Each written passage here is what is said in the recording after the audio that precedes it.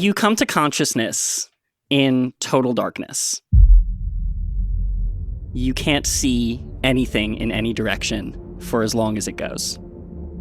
You take a step forward, and as your foot hits an impossibly smooth surface in black on black, a tower of glowing crystal formations spawn beneath your feet, descending into the depths below.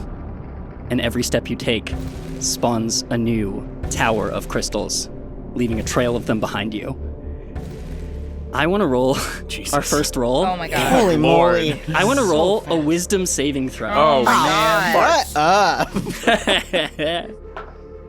15. 16. Would you believe it or not, or nat 1? No. Oh, what a way to start, Lynn. It's not going. And I have proficiency in that. I have +5 to this. Oh my god. Something feels right about the first crit of the campaign being a 1. Ibra, Oh no. you look behind you at the glowing trail, and the columns of crystal growing into the floor, this impossible surface, have now illuminated you to yourself. Now that you're facing them, the light bounces off of the front of you, and you see that you are dressed in resplendent, pristine armor that form fits to you, that you have never seen before, a style of which you are incredibly unfamiliar. Nobody makes armor like this. A mystery for another time. You turn back around and keep walking. Eventually, you come to a place that feels like the meeting place. Something inside of you says that this is the meeting place. And across a flat courtyard, you can see backlit at other cardinal directions 3 more figures, each silhouetted in armor. What do you do? Are they evenly spaced, or is They one- are. And they're equally far from me. Yes. Well, geometry. But, hypotenuse or whatever. Hypotenuse or whatever. I want to hypotenuse this and go for the one that's sort of the quickest trajectory. So that would just be moving straight ahead because your already sort of momentum is carrying you. Mm-hmm. You run across the flat expanse. You try to make it to the person across the way from you, and you take a few steps forward and splash into a pool of water. As soon as you do, the steps you take illuminate a crystal formation now that encompasses the entire center, a pool of water with a glowing crystal formation that's shaped like a funnel that curves in and goes down and down and down as far as you can see. The funnel's light starts pulsing, beating like a heartbeat. And all 4 of you in the back of your mind hear a whisper. It's happening again. I get out of the pool. Yeah, you scramble back to the surface. I stand up and I sort of get a better awareness of my situation. I look at everything that's been illuminated so far, everything that I can see. Yeah, the lightest thing you can see is the trails of each other person's footsteps in cascading crystal columns behind them. Each of these 3 figures are backlit, and their silhouettes are kind of imposing in their resplendent armor. The armor looks like mine, right? Yes, the armor looks, although you've never seen any other piece of armor like it, their armor looks like yours. Whoa. My heart sort of skips a beat at feeling like there's something that I'm part of, even though I have no idea what it is. I can tell that there's something here and I'm a part of it. Yeah. I think I start to follow the footsteps towards my compatriots around. I go around the pool if I can. Yeah, sure. You sort of skim the edge now that you can see this bright, glowing pool. You approach the figure around the circle to your left. How do you get their attention? Can I see their face, or is this silhouette completely obscuring? Currently, they're facing in such a way that the silhouette is completely obscuring, but you could call out to them. I call out very tentatively, "Friend?" JJ, is that Ibra's voice? Ibra, what, hi? JJ? Yes? Hold on, this is not Gwen's office. What? I really hope not. Just at that moment, a star ignites overhead, illuminating the entire rest of the courtyard below around this strip mine filled with water. You can now see the faces of the other two figures. It's Gordon and Fran from Boggins. What? And they're dressed in exactly the same kind of resplendent armor that you are. Wow, look at this. Oh my gosh, this is so swanky. Okay, I should take notes. Okay, so what we got here? We got gloves, sleigh, boots. We love to see it. my Shoulder God. pads. Wow. Wait, you Whoever didn't did make this this? is an artist. You look amazing. Oh my God, you look amazing. Thank you you. so much. I have no idea who made these, but I must find out. We all look amazing. But is no one concerned about what's going on? The star shines bright overhead, illuminating the rest of the field around you. Wow, right. And now that you look around, you can see vaguely humanoid shadows. Okay. The front of their heads all tilted up, looking directly at the star. Myriads and myriads, infinite forms stretching into the dark distance, are now slightly illuminated by the star. They stand there, shadowy mouths agape, mesmerized, and you hear the voice again. They don't remember. How could they? Yo, you guys heard that too, right? Absolutely. Oh my God. Yeah, this is getting a little creepy now. Yeah. Did we take something? I think is that telling us to whisper? Or are we not allowed to I don't know. I don't want to spook these other guys. Can I look at the star? Yeah, roll a Constitution saving throw. Oh my God. Roll better this time. That one, your eyes are burned out of your head. 15. You look up at the star, and the center of it is blinding, especially in the middle of this vast darkness. But the more you look, as your eyes get attuned to the brightness, as you shield yourself in just the right way, you can see that this isn't just a burning circle. This star has points, that it's a 4-pointed star ringed by a rainbow corona. And actually, as you continue to stare at it, the corona, it's hard to tell because what does light look like when it's spinning? But you do get the sense that the corona starts spinning faster and faster, and it expands outwards. It contracts and pulses and expands and falls into the center, and boom! Expands out into a full ring around the star, filled with 5 other bright shining points. Ah! Oh my God. Everybody except for JJ needs to roll a dexterity save. Ooh, boyo. Oh no, 1. Oh no. Oh no. We're getting them out of the way. We're getting them out of the way. It's fine. Imagine if you're Nat Ones and I just killed you in the opening sequence. Honestly, In the baller. dreamscape. 16. 15. Okay. The light blasts outward from the center of the star, and eventually, after a moment, the shockwave reaches the surface of the water, expands outward across it, and blows everybody backwards. Oh my God. Fran, the blustering wind, howling wind, sort of knocks your face aside, and and you lose sight of what's going on. The rest of you can see that whatever smooth glass-like surface you were walking on before you got here gets blasted away by the shockwave. All that's left are floating platforms wherever your footfalls created a pillar of crystal. Okay, this is officially the weirdest dream I've ever had. Around you, the phantasmal forms have their surfaces seared away. It bleaches the shadows white and whips across the heads of their forms and draws long, wispy tendrils out of their heads. It blasts the smooth surface of their faceplates away until there's a grimace of baring teeth. And they're all still staring eyelessly, wordlessly, up at the crown of light. Is it loud, or is it, you know, like, do we hear the wind rushing and the burning and the all of it, or is it more, Unsettling silence. yeah. Imagine both. No, I don't want fucker. to. Is it like that thing that what happens after like a concert or something where the rush of your own like blood in your head? Yeah, Ooh. I think so. Yeah, your heartbeat in Yeah. your ears. Super But loud. it's coming from somewhere external. Usually with that sound, I can tell, like, oh, that's in my ears, that's in my biology, that's like a sound that my brain is creating.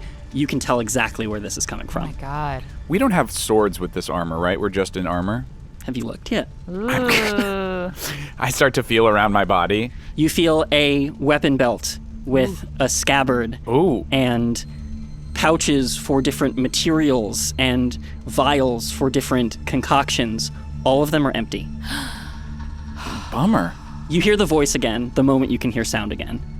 Someone should warn them. I definitely draw my sword. I don't know what at, but I'm freaking out at It's this just point. a handle, You don't right? have a sword, it's just the sheath. The holder. Oh no. You grope for your sword, hoping desperately that there will be something there to protect you from whatever is coming from above, and your hand gropes air and you feel nothing. Oh my I'm gosh. gonna just start going up to. How far away are the humanoid figures from where we are? Yeah. They're standing on your footsteps. They're 3 feet behind you. Okay, I'm gonna turn around and start like shaking them, like, you gotta get out of here! You gotta get out of here! Roll a charisma save. Oh my god! Oh my god! 14 plus 1, 15. This one turns its gaze away Okay, towards you, nice. and it has no eyes. It just has like a Okay. faceplate All drawn right. back into tendrils, Okie dokie.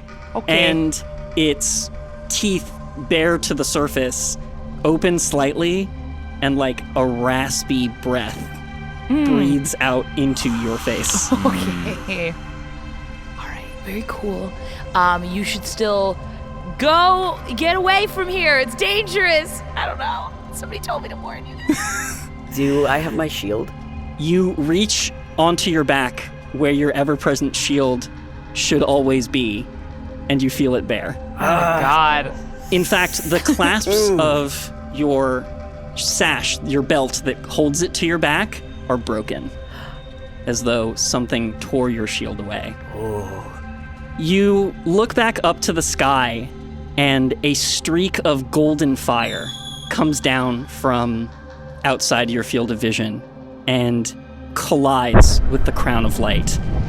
More unseen force blasts outward from the center, blowing the phantasms to ghostly ash and dust around you.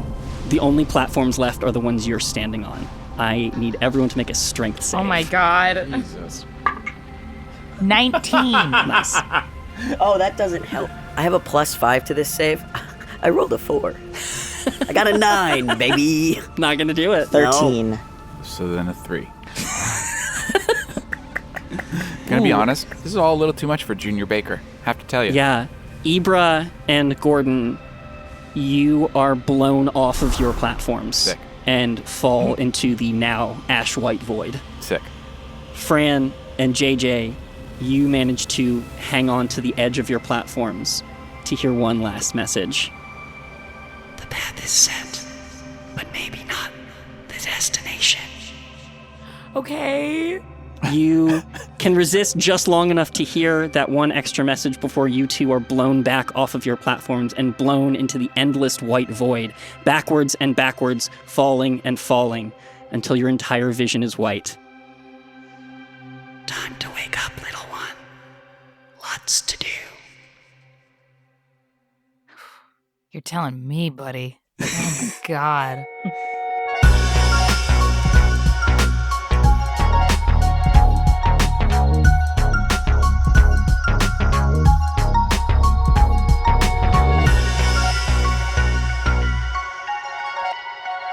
Hello, and welcome to The Wandering Path. Thank you so much for being here. My name is Misha Stanton, pronouns ze, they, and I am going to be your game master for this first story here on the podcast.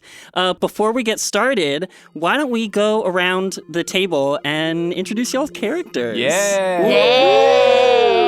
Hi, I'm Mayana Barron. My pronouns are she, her. I'll be playing Fran Weaver, whose pronouns are also she, her.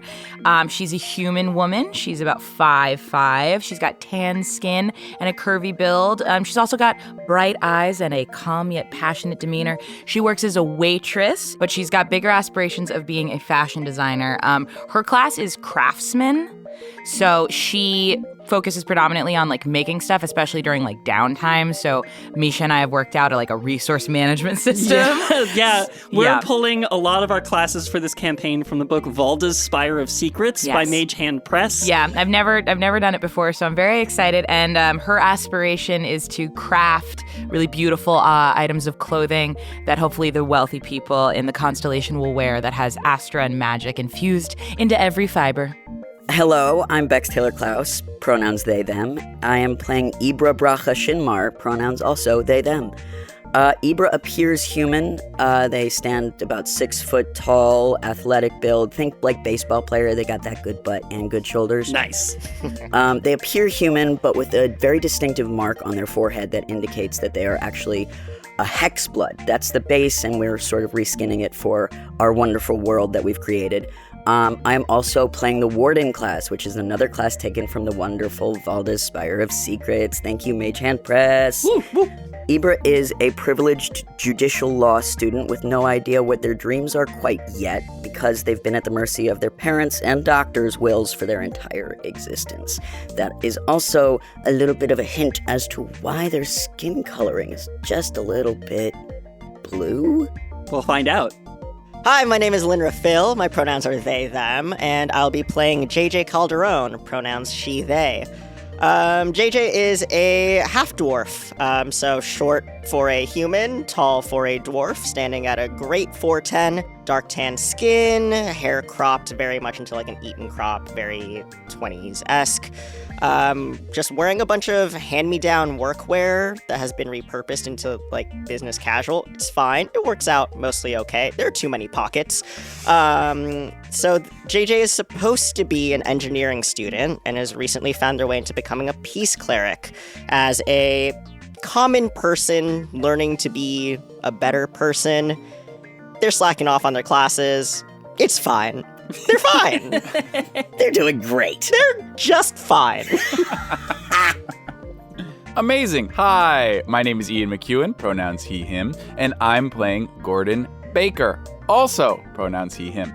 Gordon Baker is an alchemist, which is a bomb maker, with a subclass of apothecary, which is like healing. So we're kind of playing with healing bombs, and we're flavoring that as chef or baker. The inspiration for Gordon is Big Tombo energy from Kiki's Delivery Service, and then Gordon is a baker in one of the guilds that like rule this world. Basically, Gordon wants to succeed and like climb the ranks of the guild for sure. But really, he's just a goofy, fun guy looking to have fun, fall in love, hang out with his friends. You know, just the basic stuff. Ride his bicycle around a cobblestone city. Oh, the dream. Man, aren't we all? Right? Isn't that what we're all just looking for? Yeah. Sweet, thank you. So now that we know who exactly will be the heroes of this story, let's get in there. Yeah. Here we go. Game. The city of New Prosper.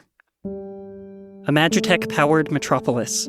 A shining beacon of civilization and hope. Bright lights, big city. New Prosper was founded almost 60 years ago in the wake of a long, bitter war with the Balvaroks, roving packs of horrible beasts that brought humans, elves, dwarves, capras, and saurids alike to the brink of extinction. Since then, New Prosper has grown into a thriving, sprawling, beating heart of a city, the largest in the world. All thanks to Astra, a crystalline fuel source for electrical and magical energy. Astra has enabled great architectural marvels, arcane wonders, and levels of everyday convenience past generations couldn't even have dreamt of. For those who can get it, of course.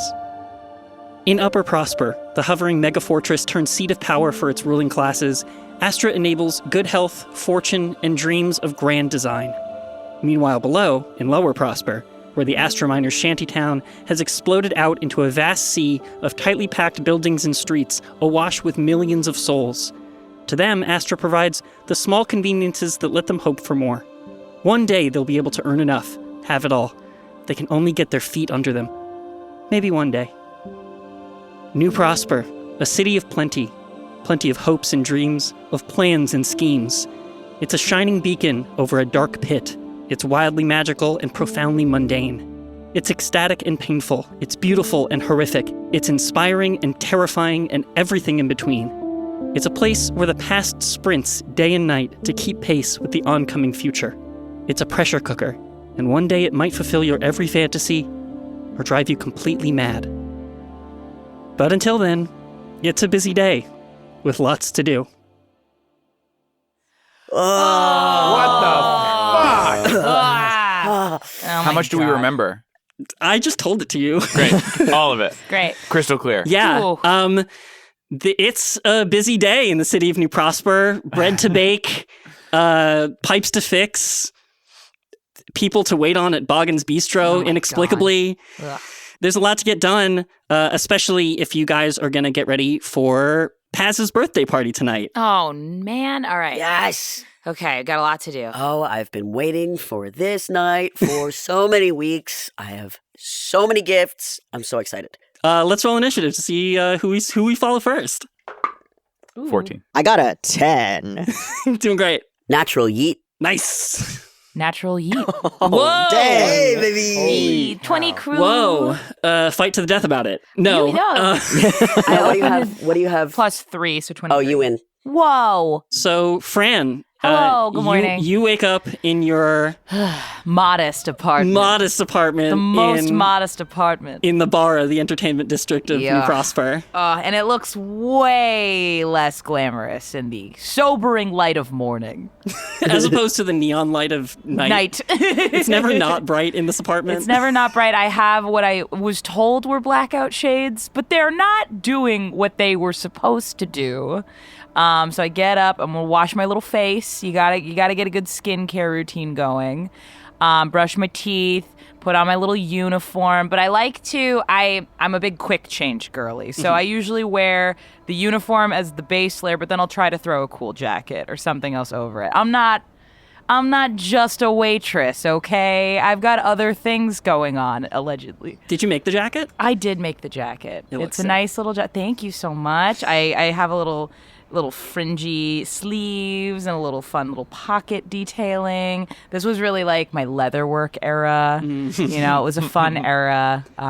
So Back when the style was just too many pouches. Yes, exactly. Yes. I learned that, just because you can make more pouches doesn't mean you should. I learned about the responsibility. It takes guts. It takes intuition. It takes intelligence to understand that pouches are a limited resource. You don't need so many pouches. It overwhelms the ensemble. It's like the Johnny Depp rule of like, once you have all your pouches, take 4 of the pouches off. Exactly. Exactly. And I live by that. Yeah. I live by that. I think that's smart. Thank you. I think so too. How are you going to spend your day? Do you have a day shift today? Did you get the night shift so that you could be working during Paz's birthday? I think I'm working during Paz's birthday. Okay. I kind of like to be busy. I get very stressed at an event when I don't have tasks. Yeah, sure. So I have a night shift. So I think I'm going to go out and I'm going to visit my old craftsman friend. I'm going to check on him this morning. Sure. You roll down the main drag of the Barra over to a little side place that nobody wants to admit that everybody knows exactly where it is. Gambler's Alley. Gambler's Alley. Because no matter the time of day, you're going to be able to find your craftsman mentor, Thorgan. Thorgan, thank you. At the machines, at the slots. He Thorgan. can't give his money away fast enough. Okay, so I'm gonna. Is he on a pachinko, on a slots? Yeah, you tell me. A pachinko. Okay, he loves a great. pachinko machine. So I'll go over to Thorgan and just check in on him. I like to see how he's doing, and also see if he has any little nuggets of wisdom he'll accidentally throw my way if I sit there next to him holding his cup of coins for long enough. So I'm just curious, is he up or down today? Ooh, I'm going to roll for it. Yes. He is down today. Oh, He's very down That's today. a bad mood for Thorgan. Oh, Thorgan. He just goes, the next one. I'm due for the next one. For sure. He For pulls the sure. lever again. Did you happen to take a look at the some of the designs I gave you last time I saw you? Oh, yes, I put them in my pocket here somewhere. The papers just kind of like pour out of the front of his shirt. Okay, if you sweat a lot, the papers will dissolve, the ink might run, so, it Oh, might is just that what that was? Oh, God. Okay, all right. Yeah, so just, I was thinking, maybe like some sort of astro-infused cloak garment. I call this one the showstopper. It's got dancing lights infused into the fibers so that when you walk around, it kind of like gives a little glow, a little light action. Thoughts, feelings? Will anybody notice this glow among the noise and lights of the neon signs? You must consider your environment, girl. Okay, that's good. That's good For feedback. example, if your cloak is so glowing, it distracts me from the pachinko. Oh, okay, right. Well, I was thinking more so this would be for the constellation, for folks up in... You go to the constellation with this. Yeah, that was my goal, my hope, my dream. A silly goal for young people. Okay. I'll take that under advisement. Thank you. I tell you this, my girl. Yes. They will love it up there. Okay. Okay, you're laughing like it's funny, but I think it's very serious. So, all right, I'll just do you need anything? I've got some day olds from yesterday. You want me to? Bread I do not have to pay for. Yeah. Even good day old. As I take them out of my bag and I give them a I just want to say that I love that Thorgan is French. Yeah. Thorgun. Yeah, Thorgun. Thorgan's an elf. And he is probably one of the most disheveled elves that you'll find in New Prosper. Truly, like, sitting in the same shirt that he was in 3 days ago. Fuck yeah. Oh, and I take something else out of my bag. I sewed one of your shirts for you. The one you ripped from when you tripped that night when you were too drunk coming back from the pachinko parlor. So here you go. Ah, my favorite shirt. I have wondered where it is. And he takes his shirt off in the Okay. middle of the gambling His parlor. Lord. ink prints from my designs on his Yeah. bare chest. Just smears. Like, you spot, like, the corner of one schematic that, like, imprinted, like, silly putty There on we his go. chest. There it goes. Yep. And just strips off. And you see a couple of other people in the parlor be like, what does he do? Yeah, I just you know how artists can be. And he throws the shirt on, and he, like, really roughly treats it, and he thrusts through one hole, Okay. and then thrusts the other hole. Alrighty. And you just hear, Oh. Okay. That's right. oh, I am so sorry. That's okay. I have a little pocket sewing kit, so I'm gonna start doing a little patch job. Okay. Yeah, just a little to see if I can. I don't want him to look embarrassingly disheveled. Sure. I respect him, even if he doesn't always respect himself. Sure, you pull out your, like, all-purpose toolkit, which just has the right tool for the right job I pretty much love this every thing. time. Hell And, like, you sit there, like, one arm he's pulling the lever on the pachinko machine. And I'm like, do pachinko machines have levers? That's what I want to know. I am not sure. I do think so. here. They do yeah, here. they do here. He like, is working the machine with one hand while he's holding out his arm so It's that you can fit. pachanko. Yeah. Pachanko. There we are. I love that because it's got a chonky lever you Yeah, can it's a pull. chonky. It's pachanko. Yeah. All right, so I'm just sewing the other sleeve while he's pulling the slots. And Yeah, stuff. and he finally wins one, Oh my God, that's great. and he pulls a couple of copper pieces from the bottom of the machine, and he, like, tucks them into one of your pockets on your jacket. Oh, For you, my girl. thank you, Thorgan.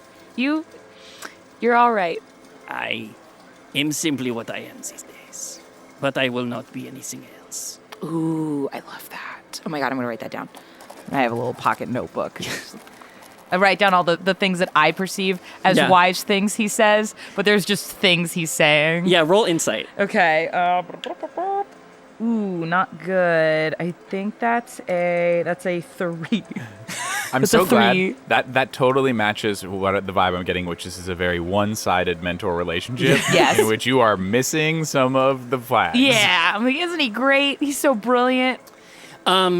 He laughs at what you've just written. Must be some, like, inside elf joke from, like, 100 years ago. Oh my God, so deep and cool. All right, thank you so much for sharing your wisdom with me. I hope you share your wisdom with others. I will. It is wasted on the floor of the pachinko parlor.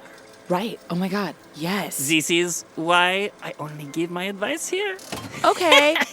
Man, riddles and metaphors. Got to keep reading. Got to get there. I adore this. Do we know that this is a toxic relationship as her friends or not? I don't know how or why you would possibly know that. I don't think we've met Thorgan. Yeah, I don't know either. if you've met Thorgan. I think, and from what you get from Fran, it's probably just like, oh my God, he's always so wise. I'm always parsing his wisdom. Yeah. Oh my lord. I'm like writing out on napkins what I think I'll have the potatoes meant. Yeah. I'm like, okay, so like potatoes could be like a metaphor for like creativity, and like he'll have the creativity, but with like a side of like intuition, you know?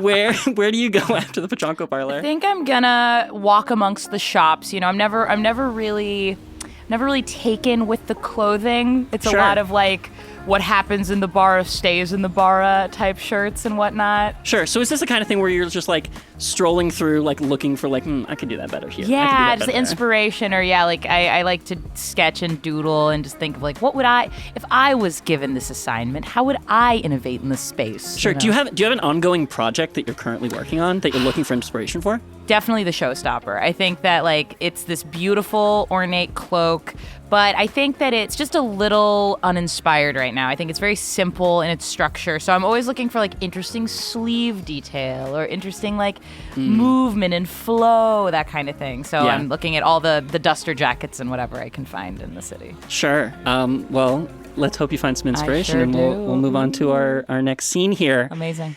Ibra, you wake up after that lovely dream. I immediately reach over to check for my shield, and whether or not it's in its rightful place when I'm sleeping, which is right leaned up against my bedside table. And it's there. I stop panicking a little bit and start to breathe and release the anxiety of whatever the hell that dream was. Yeah. Today is Doctor Day. So it's going to be a packed day before the party then. It's going to be a packed day before the party. I have to go all the way up to the constellation. I have to go see the doctor. Maybe I can see Paz before the party tonight. Probably not. I have to get back down here and keep working at Gwen's. And it's a packed day. Yeah. It's too much to do. It's a packed day.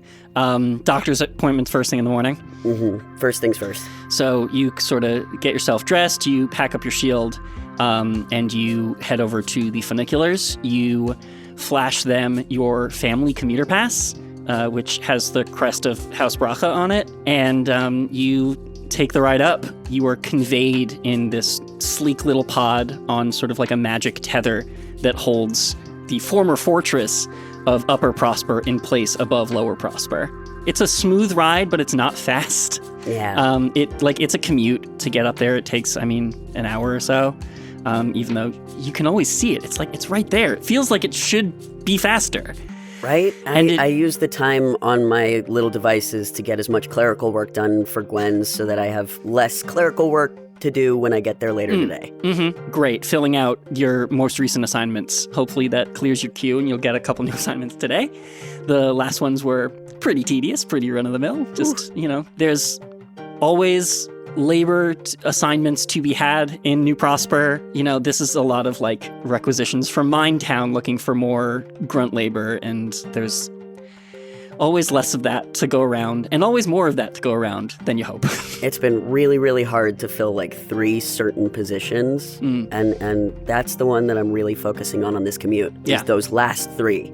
You eventually get up there, you take the trams that makes up the transport network of Upper Prosper all the way around deeper into the constellation. You pull up, you walk a couple of city blocks, and you head over to Sacred Tree Heart Clinic. You have a standing weekly appointment. You walk in, and the air inside smells like someone tried to hastily paint over anesthetic. It's sharp, it's astringent, it's like way too perfumed, and it's like artificial perfumed. You glance up into the corner and you see a glowing piece of Astra in like a device that's obviously casting prestidigitation to make the air smell like something. Ibra sneezes like 3 times in a row. Gross. I think the receptionist, Nora, goes, "Oh, hello, dearie, do you need a tissue and a mask, perhaps?" Oh, it happens every time I walk in here. That Astra perfume just is the first couple seconds are a doozy. Nora's definitely the kindest person in this office, warmth pouring out of her big brown doe eyes. She's a capra, a deer woman. Her face and hands are covered in a layer of velvety fur that's graying slightly in a few patches, and her antlers are 2 spirals standing straight out of the crown of her head. She gestures to her face. She's wearing a medical face mask, and, it loops above the horns. She points to her face mask, and she says, and with my nose, it's so... I get used to it in the first hour or so, but I'll talk to the doctor about changing it. Do you need anything? You're the one who has to sit in this all day. Oh, no. You're here to check in for Dr. Abadio? Yes. I'll let him know you're here. You sit down and, continue twiddling away on your tablet? I think so. Okay. I'm going to roll something. What are you going to roll? Ooh, yeah.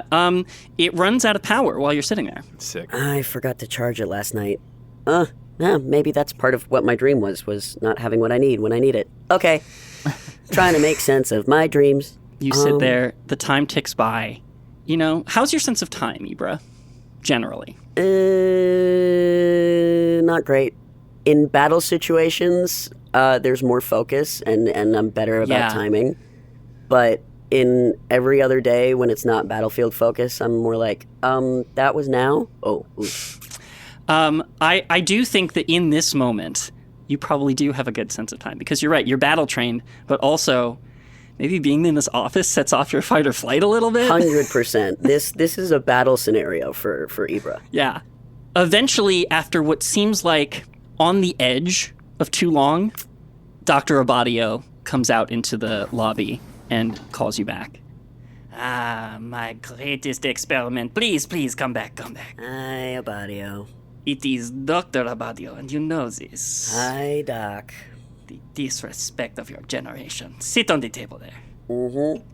He starts taking your vitals. It's kind of rough. The blood pressure cuff, it's squeezed hard and maybe you wince at it, but, you've gotten your blood pressure taken every week since you were born. Doesn't need to be that hard. And every week it feels like he's doing it a little bit harder. Mm-hmm. When you guys said it was rough, me and Mayana just immediately looked at each other. Yeah, we were both like, that isn't how that should be going. Jesus, no. Yeah, that's not how that should have been going. Ugh. Now, He says, tell me about your diet. And he's not really even looking you in the eye. He's examining in your ears and, measuring your musculature. He says, tell me about your diet. well, I've been mostly eating in the cafeteria at school, but every once in a while I go eat a whole big bag of bolts. You really should be coming up to the constellation. We must monitor your health, and that is your diet as well. Yeah, well, if you ever listen to me, maybe you'd know that I do come up here every week and I have dinner with my family, but no, you don't actually listen to me, so we're fine. But you are hearty and you do battle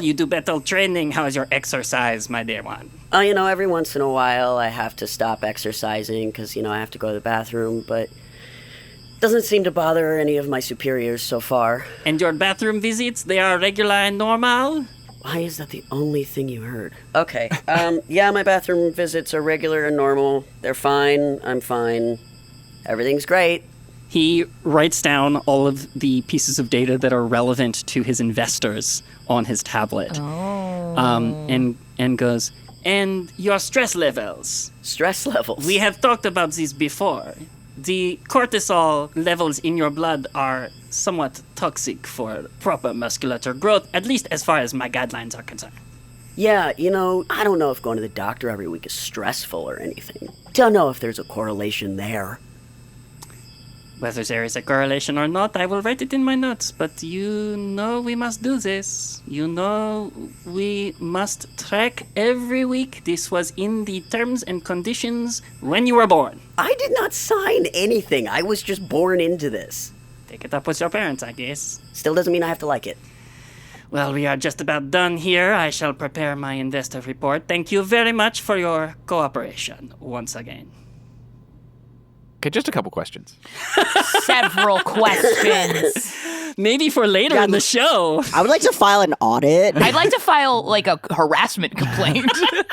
Also, is Dr. Abadio, which sounds just like Dr. Abadio, Yep. Yeah, That's so funny. also French and therefore also an elf? correct. Sick. Oh my god, I love that. All elves are French in this world. Yes. guys. Hell yeah. You know, this is a city full of a few different types of people. There's humans and elves and dwarves and capras and saurids all living in and amongst each other. It seems to be a fairly integrated society, although there is some imbalance when accounting for different lifespans of different species. Interesting. Wait, okay, another question. Okay. Are we supposed to why is there a contract relating to your health? We're not supposed to know that yet, No, right? not yet. I love the mysterious. I think that's up to Ibra. Like, how much would you have told your friends about where you go every week? Oh my God. I think I've told you I go to the doctor every week. I think I've explained that they have to keep tracking my systems. Wild. But you don't know how much of a dick my doctor is. Yeah, seriously. Yeah, you know that I'm part of like an experimental study, but you don't know the extent of it. It's like a clinical trial. It's like, yeah, that makes sense. What Sure. race is Ibra? Ibra looks human with Cool. a big old birthmark on their head. Okay, sick. Sick. Yeah, human-ish. I love it. Human-ish, but with like a odd blue tint to their skin. I would yeah? probably just assume Yeah. just that like you would have corrected me by now if there was any. So I'm just like, yeah, human. Yeah. Yeah, for sure. Blue Blue man. human. Bloomian. Blue Man Group. Bloomin' onion. Ooh. It's like the blue tint is really, really visible in the light of the constellation, but not quite as visible in the light of the bara. That's fair. I would probably just assume you have like a bad sunscreen. Yeah. It's like Twilight rules where the vampires shimmer in the daylight. Yeah, perfect. Message received. I got Misha with that one. It's the skin of a killer Bella. Ibra, you finish up at the doctor's office, go back out to Nora, the receptionist, and you set your time for next week. While I'm checking out with Nora, do you know when my siblings are coming in next week? Oh, I'm so sorry, dear. We're implementing a new protocol. We're not supposed to tell you when they're coming in. We literally have the same DNA. I know it's something about controls and experiments. The science is a bit above my pay grade. Thank you, Nora. I'm so sorry. If I could tell you, I would. But my hands are tied on this one. I appreciate you so much. I hope you have a great week. You too. Where to next, Ibra? Right back to the funicular. It's a big commute day. Well, I'm gonna leave off if that's all right with Yes, you please. catching the tram and Gordon. Oh, wow. That was a dream. What time do you wake up, buddy? It was so much earlier than everybody else. I was going to ask earlier, but I didn't want to be a dick. No, that's the thing. 100%. I mean, so I think a baker wakes up at 4. Yeah. Even earlier. Even sometimes. earlier. Yeah, it's 3, like- and then you get in yeah. at 4. Yeah. Yeah, so it's still dark out. It's it's like that like cold, cool dark part Yeah. of the morning maybe. And my first moment is terror because remind me, I was falling down a bottomless void of white until your eyes see white and there's nothing. Yeah. Yeah. Tough start to the morning. Yep. Still got to bake the bread though. Still got to bake the bread, and I think Bread's not gonna make itself. I think I transitioned pretty quick, right? It's like, okay, I think we're okay. And then I grab like a morning muffin that I baked yesterday. I always bake the tomorrow's morning muffin at the end of yesterday. Sure. So it's always like at least a few hours, like at least 8 hours old by the time you eat it. Yeah, but I don't care because it's like when you're a baker, you're always around the fresh bread. So I can have fresh bread anytime I like. That's fair. Day-old bread is actually more of a rarity. So anyway, Novelty. a delicacy. Yeah. So I grab the day-old muffin, night-old muffin off the thing, shove it in my mouth because that's my first thing I do every morning. Yep. And then I'm in my apartment, right? Yeah. So your apartment is more into the edge of Prosper, right? You living sort of closer to the farmlands where your guild works, and I imagine that there's like sort of the Bakers Guild like headquarters, having like huge communal ovens and training facilities. Do you live in there? I was kind of wondering if it was like not dorms necessarily, but like little apartments above so you could just walk right downstairs and start baking. Sure. You know? And I think that it's almost like cubicle kitchens. Yeah. Like you can sort of like sign out. By the time you're a certain age, you kind of just have like your long-standing appointment of That's like so cool. my oven time. Yeah, it's like the cordon bread. Yeah. Le cordon I bread. love it. Yeah, so I think I get my flour dusted apron on. Mm-hmm. I shake off the dream. I think by this point now I'm totally back to normal, Mm-hmm. and I start baking. I gotta bake. Am I baking for Paz's birthday, by the way? Are you? I mean, probably. I think so, How well do yeah. I know Paz? Roll history. Oh, I rolled it out of the box. Jesus. 9. You're not the closest with Paz. You know that Paz is Ibra's friend from like way, way back. And I think you're probably closer to Ibra than Paz, but like, it's a birthday. You're a baker.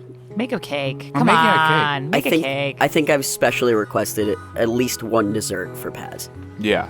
Oh, yeah. So maybe I'm not making a cake. Maybe I'm making, like, sweet rolls. I think with a 9, you also know one other thing about Paz, and that's that Paz has a lot of like dietary restrictions. Yeah. So you might have but that's all normal to you. You know, like the Baker's Guild deals with that kind of stuff all the time. So I think what I'm making then, yeah, maybe because like some people are very sensitive to the gluten in bread. No one's ever heard of that before. Couldn't relate. So I think I'm making a sourdough bread dessert. Right, it's sourdough, so it's easier to eat, but it's also like filled with cinnamon and butter. And Like there- a French, yeah. like one of those big French toast blocks. Yeah, I love yeah. a sweet and spicy. Yes, with like a big sort of like a vein of cinnamon deliciousness Yes. through the entire center of Like the block. a big cinnamon roll. Yeah, so Yes. it's and then maybe I'm going to frost it like a cake, so it'll look like a cake, that's but then you so cut into it and cute. it's cinnamon sourdough bread. I live. Yes. I like that. Your portion of this campaign is gonna make me so hungry. Top of my class, motherfucker. Fan art Yeah. of the food. Fan art of the food. Please. Thank you. Recipes for the food. Recipes for the Of food. the food. Fan art of the food. Cool. So do you take care of that out of the way, like, Oh, so I have to get up even earlier because I have to do that before all my other bread duties. or you can just do it, like in between, kind of. I'm wondering. I think I got up super early today. Okay. So I think I got up, did all that stuff so that I can just bake it right before. Cool. So cinnamon roll's done. You're in the midst of your bread orders. Yeah. You know, Boggin's Bistro is one of your clients. I'm sure not the only one. No. Maybe you have like a couple more. Right. So it's just like big orders. Yeah, I just got to I probably have to make like 500 loaves of bread before, 7 in the morning. Yeah. And you Oof. just are making them like on racks. Yeah. Yeah. And it's good. It's good work though, you know? Yeah, absolutely. Absolutely. It's honest work, and that's why the Baker's Guild exists, is because everyone deserves their daily bread. Yeah. And it's, get some exercise. Amen. While you're in the midst of making your bread rolls, you hear a knock at the doorway to your kitchen area. You turn around, and Cecilia, who is a very kind of important person within the Baker's Guild. Now, remind me, is she also your sister?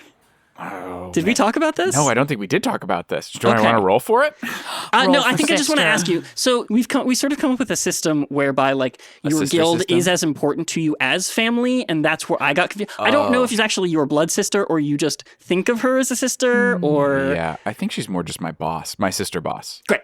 Your Sister senpai. boss. Yeah, Yeah, the person you're trying to impress. my and- senpai. Well, and today, Gordon, Senpai's noticed you. Oh, dang. She knocks on your door and says, "Hey, Gordon. Hey, boss. How's it going?" Oh, it's so good. I'm just, about a quarter of the way breaking all the rolls for the day. I only ruined like 4 racks. It's fine. 4? Well, I'm still a junior baker. All right. Well, we'll have to get you in like the 201 course, man. I literally like accidentally knock a bowl off the counter. Oh, sorry. I ignore that. You know that flour has costs, right? Yeah, I'm trying. All right. Listen, I do need you. Can I jump in and help you a little bit? I need a favor from you today. Oh my gosh. I would be honored. Yes, come Yeah. on in.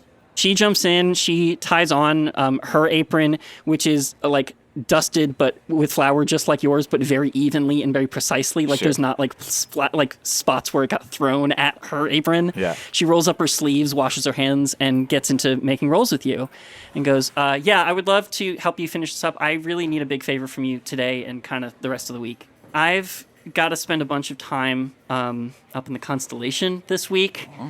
We really need a rep on the ground there, or boots on the floor up there. So I was wondering if maybe you would cover my deliveries while I'm up there. I might not be able to make it back in time." Are you asking me to go up to the Constellation and cover your delivery? I'm expressly not doing that. No, We only you're have doing the going commuter opposite of that, pass. aren't you? I would love if you would stay down here and take care of my normal stuff while I go and do the big important things for our guild. Yeah.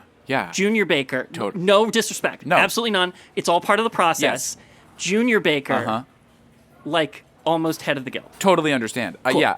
My mistake. There was a very strong portion that I thought that you were saying, do you want to come up to the constellation with me? Which is why I looked really excited. And so now the fact that I look really sad, don't worry about it. I totally can cover that. It's fine.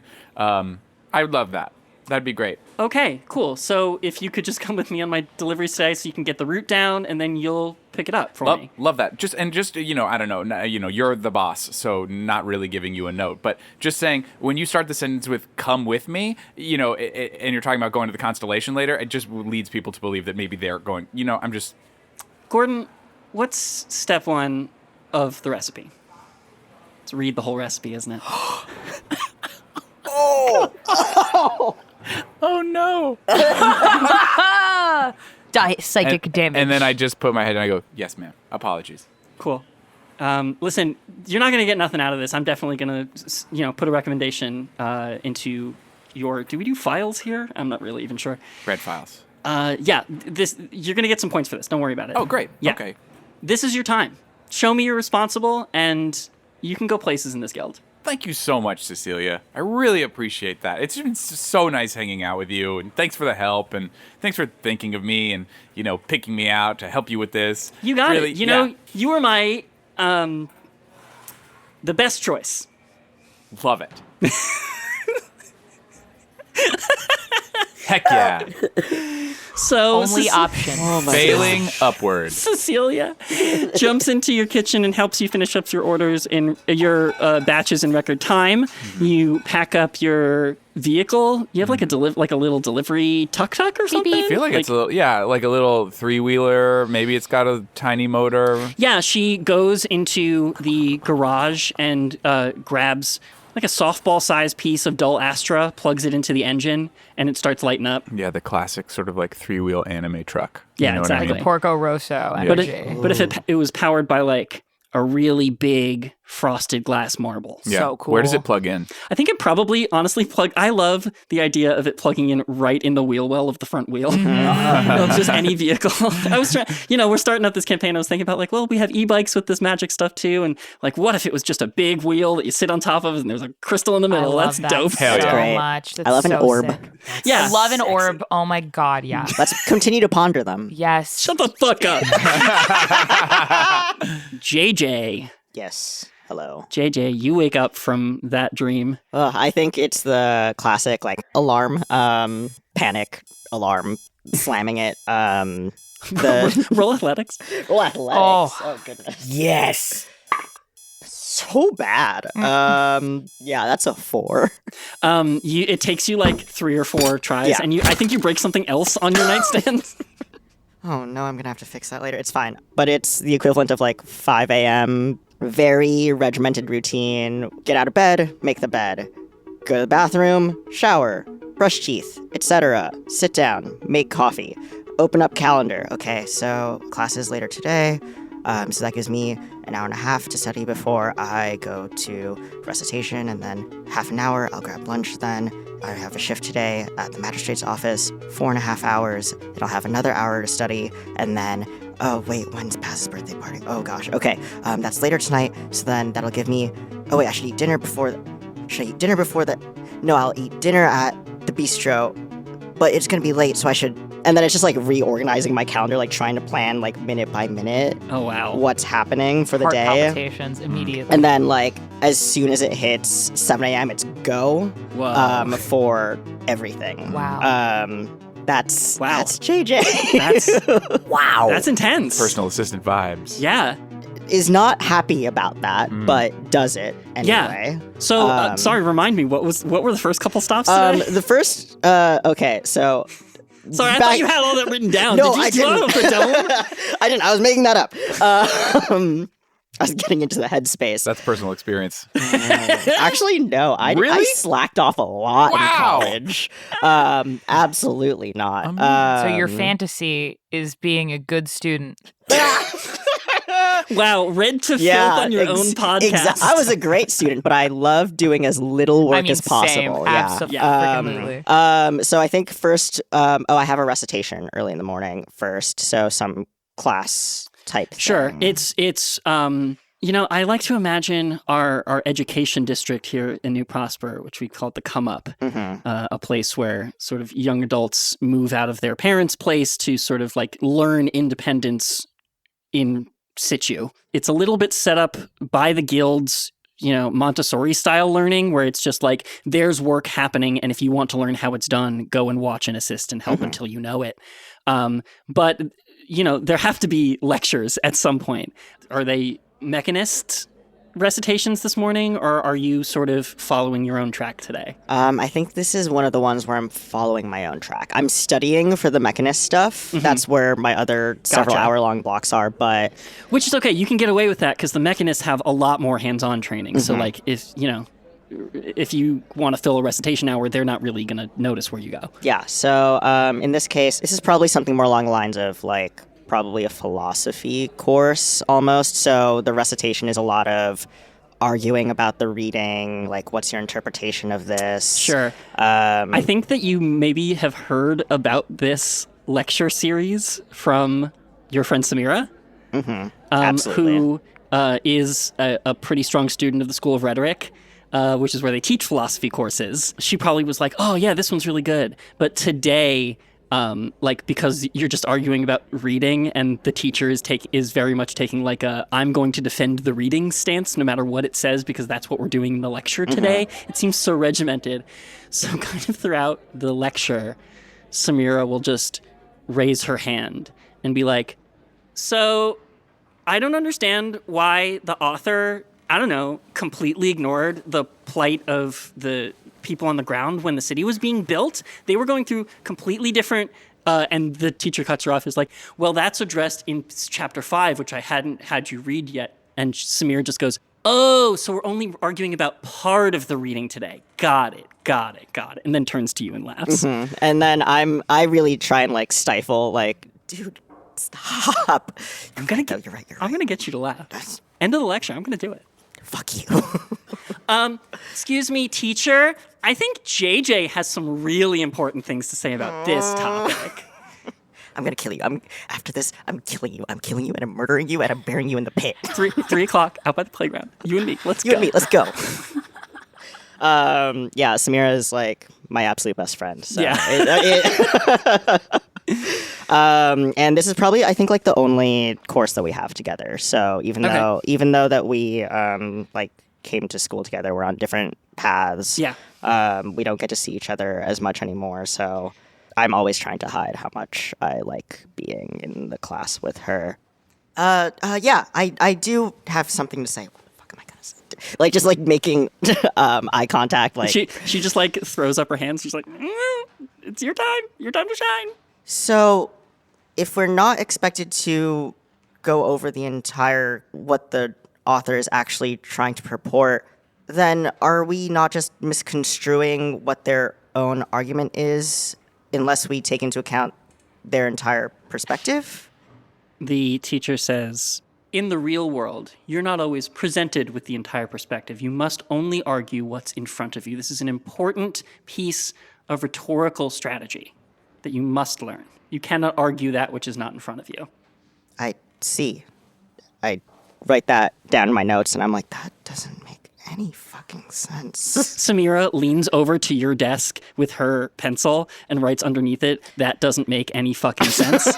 I go over, like, not making any eye contact, but I put my arm over onto her desk and her paper, and I literally just write, fuck you too, on it. And it's so messy because I'm not looking at it, but I'm trying to look like I'm still paying attention to my own notes as I try and deface her own, which I'm sure she's actually not even writing any notes. Roll perception. Ooh. I can tell you stuff, but at any point, I can just make you roll for something. 19 plus something.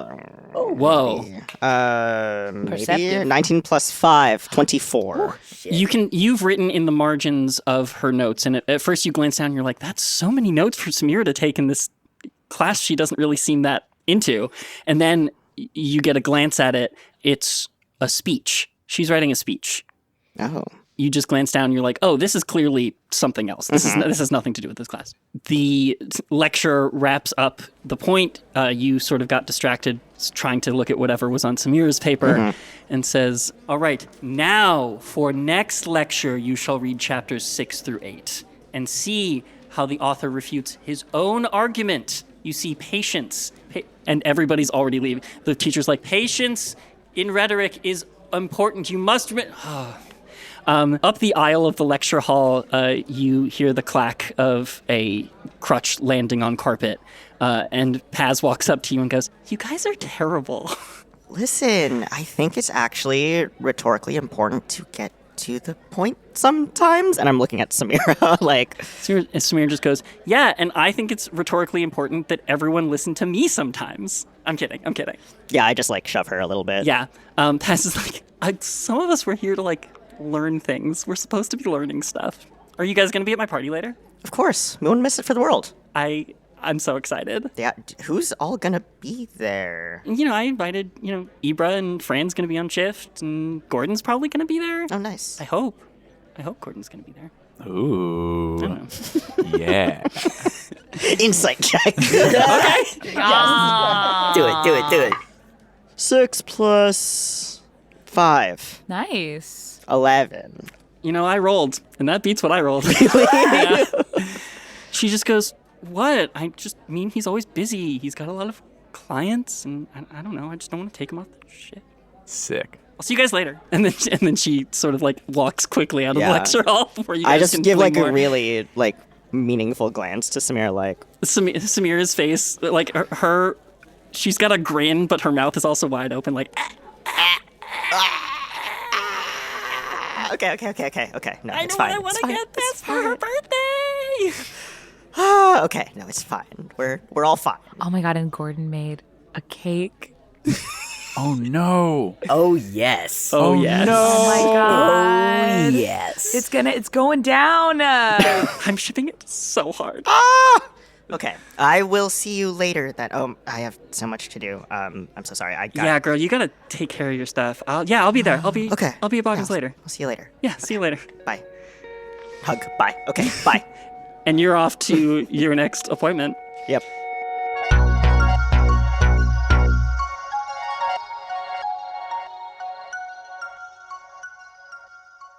Hey there, it's Misha. This is the rest stop. Come take a break beside the path with me, just until we catch our breath. Welcome to the show. We are all so excited to put this out into the world. We've been working so hard on it, and I think it's sounding really cool. The adventures we have in store for this world and these characters are just getting started, so thank you for joining us. We are so glad to have you. If you like what you're hearing in all its rich, glorious detail, and you think it's cool too, and you want to help us keep making it so the world can have more cool shows made by real artists in it, please help us out by spreading the word. Maybe you have a friend or a partner or a mutual or a coworker that might also think this show is pretty neat. If that maybe possibly could be true, the best thing you can do to help us grow is to get them listening to us as well. And then you'll have someone else to talk about it with. And that's half the fun of being a fan of something anyway, right? Tell your friends to find us most places you usually find podcasts, or hit the links at our website, wanderingpathpod.com. We're also now on Patreon. If by some miracle you've got some money to spare, if you want to support independent artists in the face of an oncoming cyberpunk dystopia threatening all of our jobs, if you want to give us life, sustain us, and bring us to new seasons, you can join up starting at just a few dollars per episode. You'd really be helping us out. That's patreon.com/wanderingpathpod. Okay, that's it for now. Let's get back on the path and back to the show.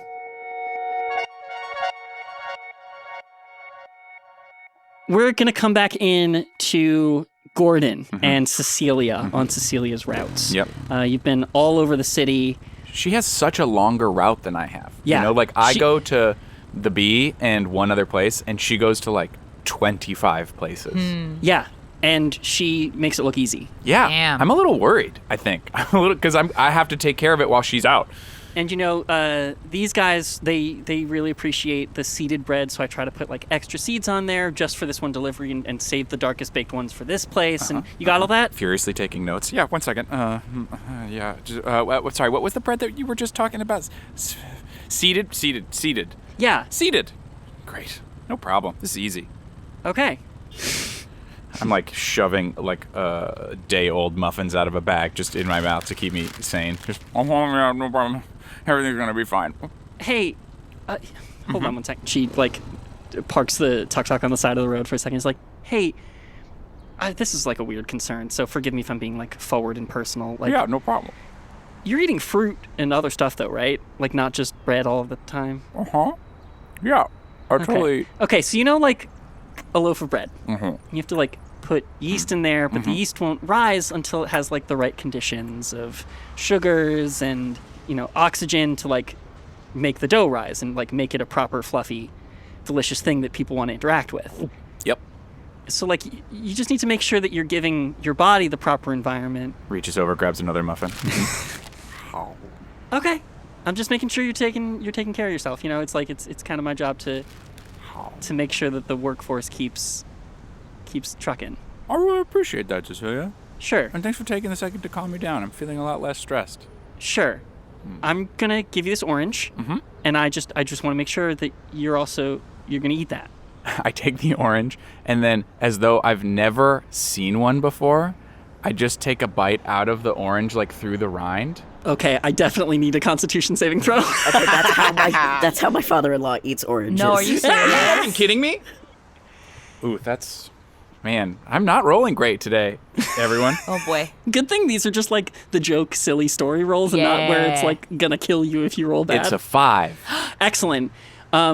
I think that you have never tasted anything quite so bitter. Have Yeah. you never made like an orange cake? I have, Or- but I don't think I've ever bitten through orange rind. Maybe I'm always using orange oil in the... Yeah, or I like guess the I should zest. know. Well, no, I just think that you just like, you're pretty good at zesting, so you've never had to deal with the bitterness. Yeah. I think I'm also just so stressed that I don't even like look at the thing she's talking. I'm not even like really listening to what she's saying. I just grab the first thing and I take a bite, and I've bitten through an entire orange. Yeah, and it's just so bitter. It's so bad. But Cecilia's my boss, so I'm not going to hurl in the delivery truck. Okay. So instead, I've just got full cheeks and like kind of a red face as I'm like slowly chewing a full orange rind. Okay, we'll head on to our next stop, and she puts the thing in gear. Oh, good. Thank you so much. Y'all can't see this, but Ian is holding up an imaginary muffin in one hand and an imaginary orange in the other hand. And then I look at the muffin and I go, oh my God, this muffin's got blueberries. I'm doing it. Yeah, man, you're doing it. Okay. She pulls up into a new section of the city, which has popped up in the past few years, which it's not really like an official district of the city, but everyone calls it the Dustpan. Oh. It's a lot of strung out people, people not in housing, people handing second, third, fourth degree hand-me-downs back and forth to each other, making shelter and making it work because they're spending all the money they can muster on dust, the substance that's sort of been making its way around the city in the past few years. And Cecilia parks the tuk-tuk, grabs a couple of her baking implements that she's carried with her into the vehicle, and she sort of straps them to herself like she's arming up. She's like, okay, get ready. It's a little dangerous in this part of town. Shit. I haven't brought any of my cooking gear. So I just look down and I like grab into my sack and I pull the 2 hardest muffins I can. She goes, okay, but like, stay friendly. Just follow my lead, I guess. Mm-hmm. Slowly but surely, a bunch of people in the population sort of like drift into a vague queue at the back of the tuk-tuk. And she opens up the back and she starts handing out loaves of bread. Oh, Cecilia. I'm so surprised that we're here that I want to know, like, what's the look on Cecilia's face? You know, like, what's Cecilia's vibe? Roll insight. 18 plus whatever. Woohoo!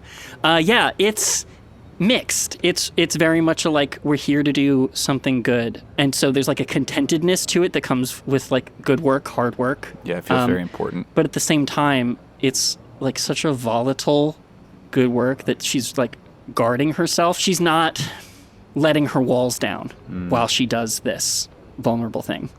I think as I like watch her do that, I then see a rolling pin in the bed of the truck, and I like finally get it, and I like pick the rolling pick up and I put it in my like side holster. Yeah. And then start handing bread out. Yeah. You hand out bread for like, a good half hour there. I give the 2 muffins away too. I think one of the dust heads here kind of chomps it, and like the top of the muffin crumbles off and like sticks in their mouth, and they're just like, oh, and then they take the muffin out, and like a tooth comes with it. Oh God. I'm sorry, I'm just a junior. He goes, this is one of the kindest things somebody's done for us in a little while. Put the Tooth back in head. I start to cry a little bit. I don't like full cry, but I just like tear up. Cecilia kind of ribs you, like nudges you hard in the ribs and goes, hey, this needs to be done. Everyone deserves their daily bread. But these people are unfortunately in such a state that you can't predict what they'll do, and they might prey on weakness. So you gotta do a nice thing with a hard face. You got it? Yep. This is one of my most important stops in the day. You know, the guild needs the rest of the money, but she looks back at the people like patiently waiting, but people are like, you know, swaying back and forth and kind of off balance, and some of them have glassy eyes, and she goes, this one I need for my soul. So take care of them, okay? Yeah, I got it. Cool. She finishes up, she rolls down the back rolling door of the tuk-tuk, and she goes, all right, let's make the rest. You have a stop on the bar, right? Oh, yeah. Cool. Let's go. Cool. Excellent. You head back away from the dustpan further into the bar district, along the buffet, the road in the bar with all of the quote-unquote finest restaurants in the city. The sign definitely says that. Whether or not it's true, It has a question mark at the end. The finest eating in the city? Yeah, it's definitely graffiti. That has the question I was mark. gonna say maybe there's like a spray paint question mark that has to get cleaned off like once a month. Which only makes it look worse. They just like paint over it all the time, and you're like, they're clearly, it's just a battle of like, there's graffiti, it's painted over. There's graffiti, it's painted over. You remember one month where they painted over it and it was blank, and they were like, finally they stopped, but anytime you shined a UV light at it, you could see the question mark. All of them underneath, just like an endless. Yes. Void of question mark. P.S. What you're describing is actually the front of my apartment building.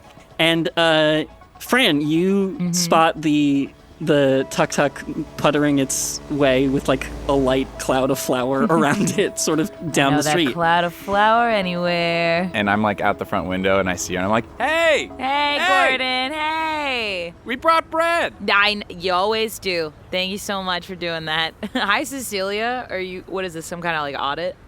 Oh, that'd be funny if it was. That'd be hilarious. No, I have a bunch of business up in the Constellation next week, and Gordon's gonna take over my route. Oh my God. I'm like gonna lean into Cecilia. Are you worried? Are you excited? Are you worried? No, dude, I'm like kind of stressed. Oh, girl. It's always like such an ordeal. That's when I have to spend any amount of time up there, and this time's actually really important, and I really need to like rep for the guild. And Sounds like maybe you need a little travel buddy. Maybe a little, maybe you hook a girl up with your little travel pass. Maybe I maybe come up there with you. You know that I would bring you up there in the heartbeat, but the commuter pass really only. They're kind of strict about it too. I understand. I come back. While you guys were having that conversation, I had gotten out of the other door and like opened up the roll door and gotten bread out, and I come back at this point and I go, "Are you trying to get Cecilia to bring you up to the top with you?" No, yes. You could bring us both. Well, yeah, we give you like the shimmery puppy dog eyes. Like, we've asked you this like 100 times. Cheek to cheek. She goes, yeah, hold on one second. And she takes a piece of raw, clear Astra out of her back pocket. It's a little round sphere of crystal, like a crystal ball, like you can see through it, and it's a little distorted. You can see right through it. It's perfectly clear. There's no impurities in it. This is a well-made piece of Astra. And she takes it out and she taps it to the commuter pass, which is a laminated piece of paper. She's like, oh, I guess magic won't work. It still only carries one. Okay, we get it. Yeah. You don't have to do the demonstration. Okay. Really weird, you know? Well, I like to make sure you guys get the message. I love you dearly. I get it. Wait, where do you get the Astra?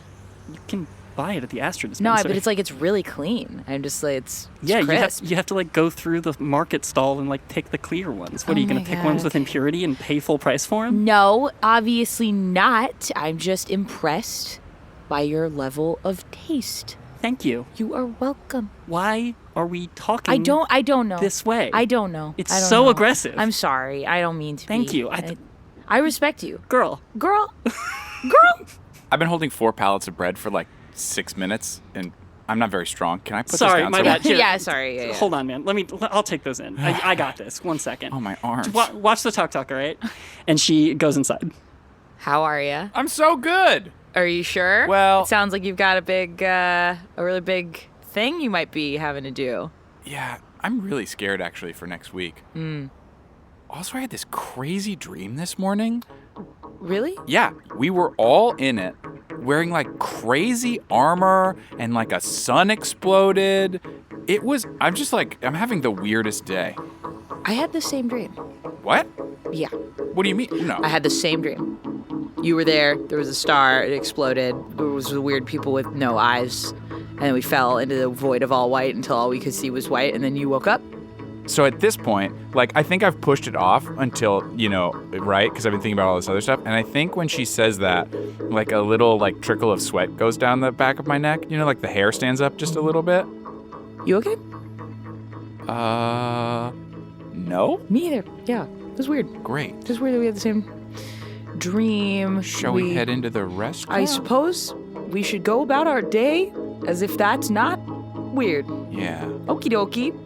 Well, yep. All right. And Here we go. we both start to walk in together, and then, like, as we get halfway, I'm like, sick armor, though, right? I know, so good. God, where did It made me come? angry. Yes. It was so good. Man.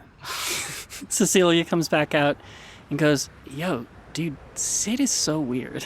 Whoa, wait, what? Wait, what happened? Nothing. He's just like asked me if I could give him another discount on the bread, and I feel like the discount was It's Gordon, who's an up and comer, and Very like generous, yeah. real like apprentice rates. Yeah. My hands are kind of tied, and he seemed mad about it. And I've been working with you guys for years. I thought he knew how it worked. No, do you want me at to this talk to him? point. Do you feel like talking to the owner I of don't Boggins? feel like talking, but I don't like you feeling weird. So I will go figure this out. No, it's you are a waitress in this restaurant. I'm like near the head of one of the food guilds. I know, but you've got a lot on your plate right now. Do you want me to just like see if he's like mad? I don't know. Maybe he's just in a weird mood and he said something he didn't mean to say, Sure. Okay. You guys, I've been holding this door open for like Oh 6 my God. minutes, and I'm not very strong. Thank you so much. Thank you so much. I just realized that that's Gordon's catchphrase. I'm not very strong. I'm not very strong. Do you have good forearms at least from all No, I'm a string bean, Yeah. which is crazy considering how much how much carbohydrate kneading of bread I dough eat. and how much kneading of dough you do in a Yeah, day. 100%. But again, 13 HP. First strength roll of the game was a 2. His rolls are soft, much like Just him. like his doughy bread. Yeah, you step through the threshold and into Boggins Bistro, the loudest, chintziest, God. family-friendliest fun times to be had on the strip of the Bara. This is like the Tokyo equivalent of a Dave & Buster's. Yes. Right. There's like a long sort of bar that only serves soda, and there's like dining tables, and there's like a low half wall that separates it from all of the arcade like bits. There's like, I think there's probably the equivalent of like those basketball hoops, like games. I think it's probably some kind of fantasy sport. I don't think that, I don't know if they have basketball here. Blitzball. Yeah. That one's trademarked. On ball. Yeah. Shutter ball. Yeah. Barrel ball. Yeah. Barrel ball. It's like, yeah. Barrel ball. Barrel ball and pachanko. You are greeted as ever by the animatronic version of Boggins B singing like the same song you hear 300 times a day at your normal shifts over your head as you walk in. The eye is like not very well maintained and it kind of twitches a little bit. God. We gotta do something about that. We gotta. It's almost like you should talk to a craftsman or engineer and see if they know anything about fixing things. A minute. How long have you been working here? It's been a little bit. I would say I've been working here for about a year. Okay. So I'm one of the more senior waitresses. Like, I know everybody. If somebody new is there, it's very notable to me. I'm very familiar with the flow. I'm very familiar with whatever. I wonder if at some point I have offered to fix the thing. Maybe he just was like, I'm not paying you for that. I barely pay you as it is. Yeah. This is probably something that like your manager Morga has talked to you about a lot, where she's really like, listen, I know what's going to bother you. There's a lot of stuff around this place that bothers me, too. I ain't getting paid to fix that, you know what I mean? I understand, but at the same time, I mean, like, if you're walking around with jeans with a hole in them, at some point you're going to want to patch the hole. You're so good at crafting. What's your rate these days? You know, I've been doing it kind of as like a side thing for a long time. Should I quote a rate to fix Mr. B? That's how business gets done. Okay. Gotta put together like a rate sheet. I'll take it up to, I want to hire you. Girl. It's not up to me. My hands are tied on this. I understand. My claws are tied on this one. I see it. She's a saurid. Okay. That's a lizard person? That's a lizard person. My claws are tied. Yeah, she's like, my claws are tied on this one. I understand. By the way, your new shed, immaculate. Oh my God, it was so itchy for so long. Girl. You're not working until later, huh? Yeah, so Paz's birthday. So I was like, I want to celebrate, but I also kind of like to be busy, so. That's so adorable. Well, I don't know about that. You got closing, right? Yeah, I got clothes. Okay, cool, because I didn't really want to stick around to understand. close. I got you, girl. I got it. Excellent. Yeah. I'll set it up early. It's nice for the morning shift, All right, do your thing. All right, thank you. I just look at the animatronic again. I was like, I could fix that. Oh, God. P.S. Does this, because it's a family restaurant, does it have like a little corner that has like some pinball-y types of games in it? Oh, yeah, like this skee-ball. I think that's immediately where I ran. As soon as I walked in, I forgot all the discomfort of the dream, and I went, games! And so that whole conversation, I'm like just in the back, pulling yeah, the I think thing. you run over to one of your favorite. You pull out the rolling pin that you pocketed, and you go over to the machine where it'll do the most good, the Wacka-Balvarox machines. Oh, yes. Where the horrors of generations past have been turned into a cutesy kids game. Wild.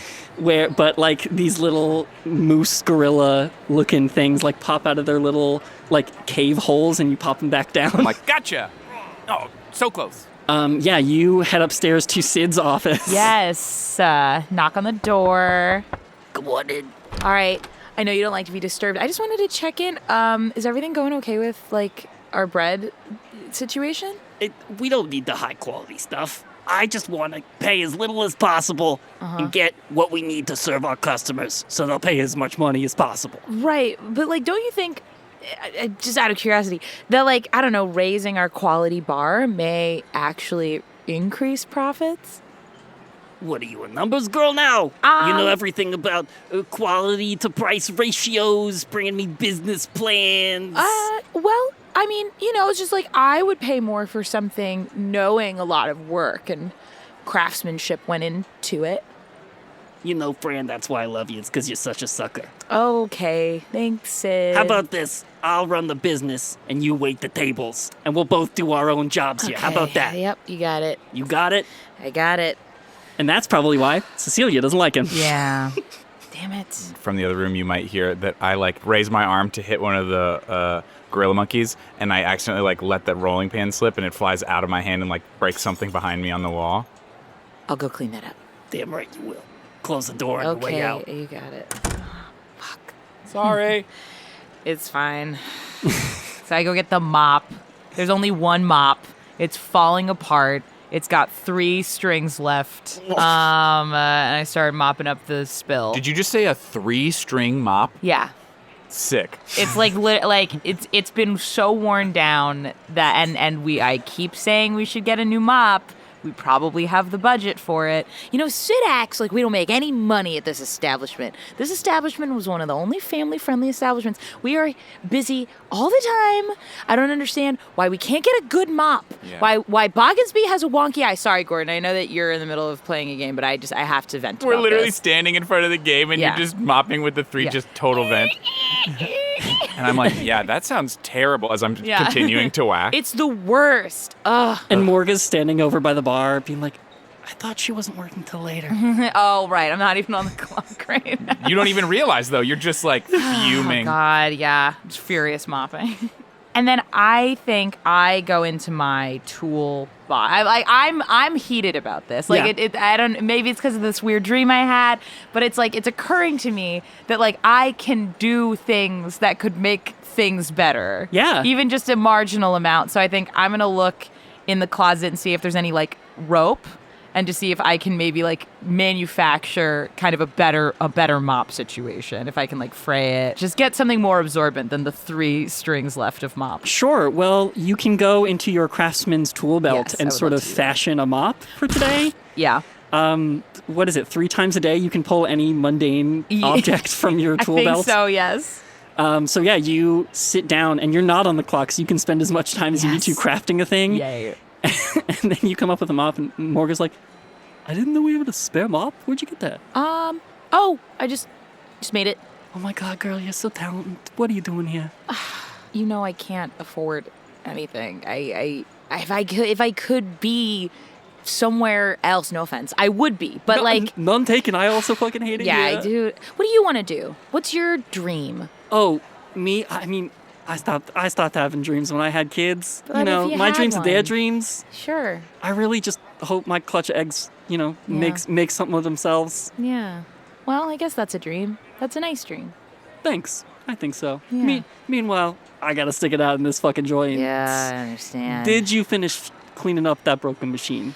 Well, the bee? No, the thing that Gordon broke. I think my there. rolling my pin God. smashed like a jar of sauce or liquid, and it's on Yeah, the floor. so now with the new mop, I'm going to go finish up the cleaning job, which is, I imagine, infinitely easier Yeah. with a more absorbent mop. Absolutely.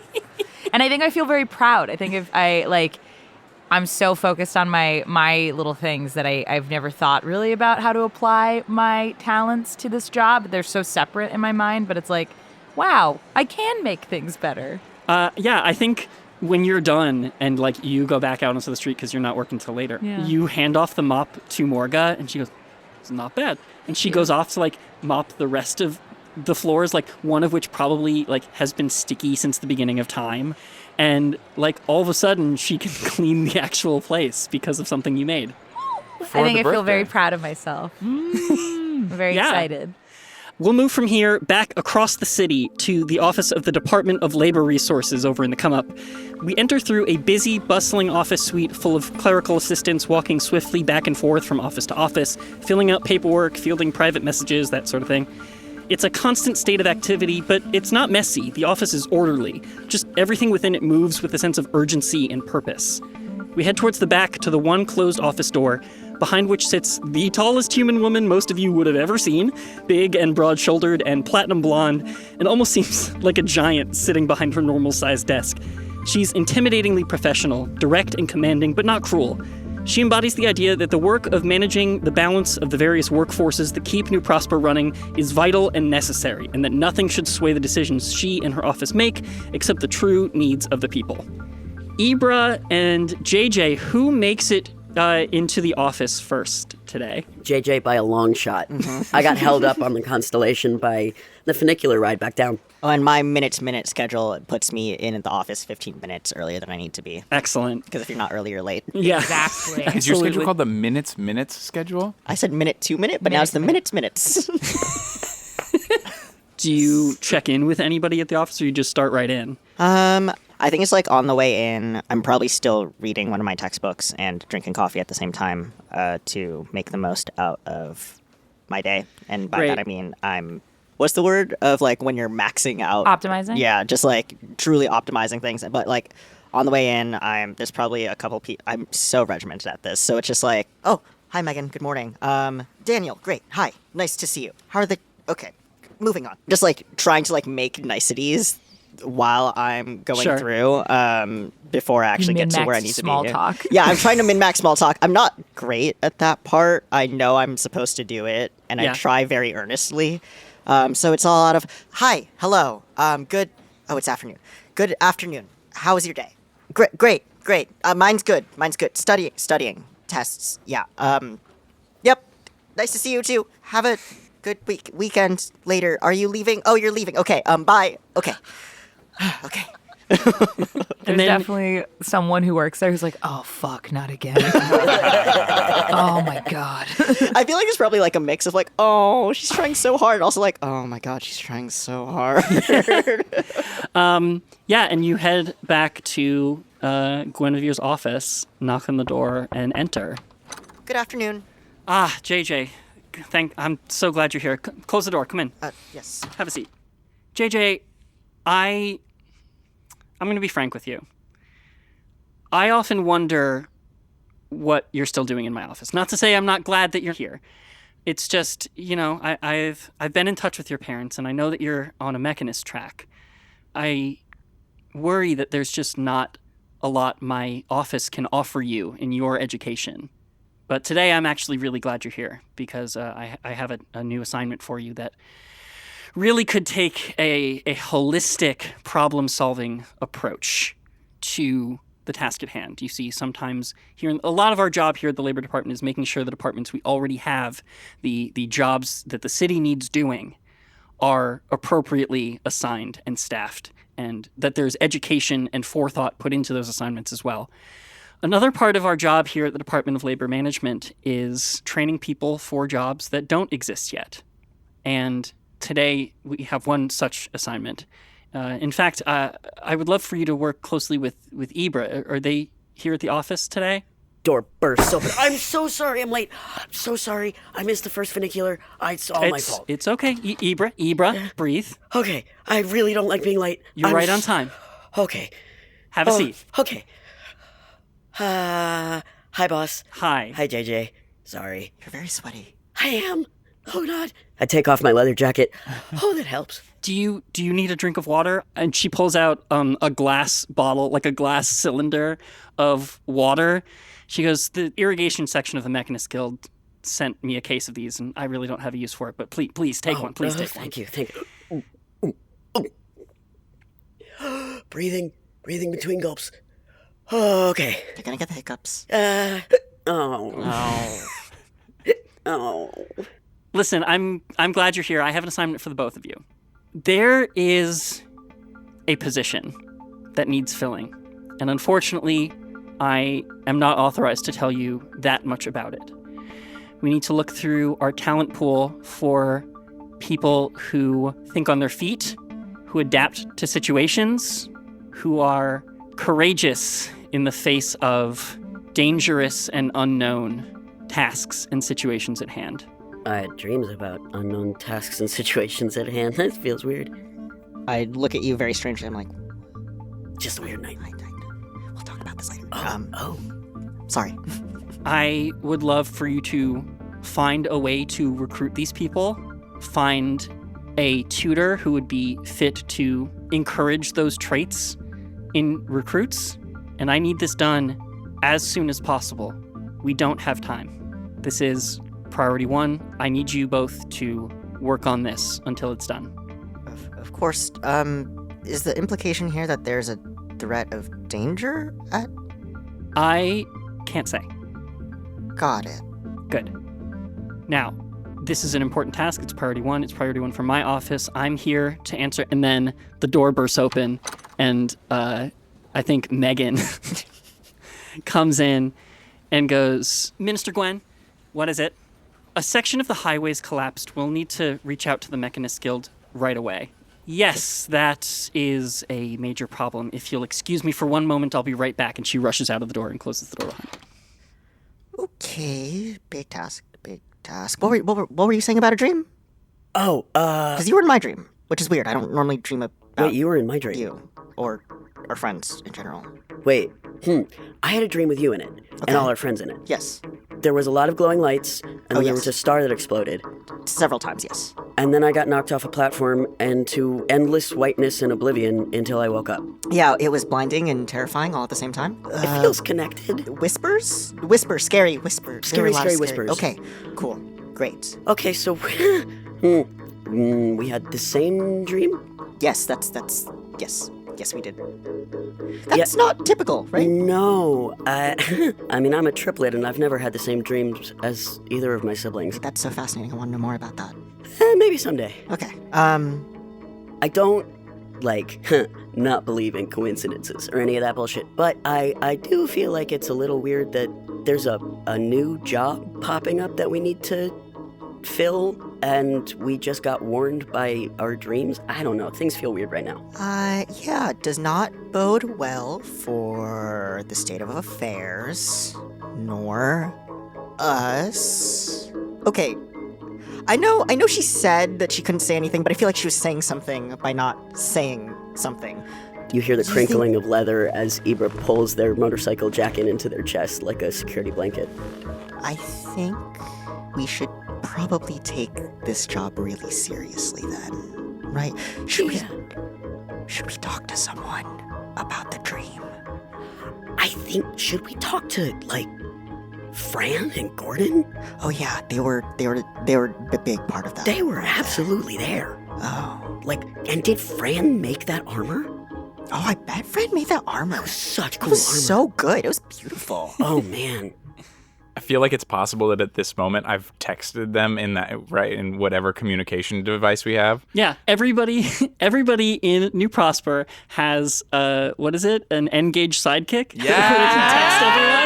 Text everyone. Incredible. Living the life I never got to live. Where there's just like, it's a flat device with a keyboard where you can text each other, but there's like a slot for Astra in the back where you can Nice. swap out the battery. Yeah. It plugs into Incredible. the back. Funny. So I think I texted them like, "Hey, see you guys tonight. Fran's cleaning the restaurant right now. It should be really fun. When Yeah. you guys coming out tonight?" After work and class. Do you have class after this? Are we going straight? I was just gonna skip and get Paz a couple more gifts. Oh crap! I didn't get past. Oh, don't worry. I have like 4 in my backpack. You can have one of them. What? Look, Paz is my best friend. I really like to shower her with gifts. Like, you can have one of them. It's fine. Gwen comes back in through the door and goes, "I'm so sorry about that.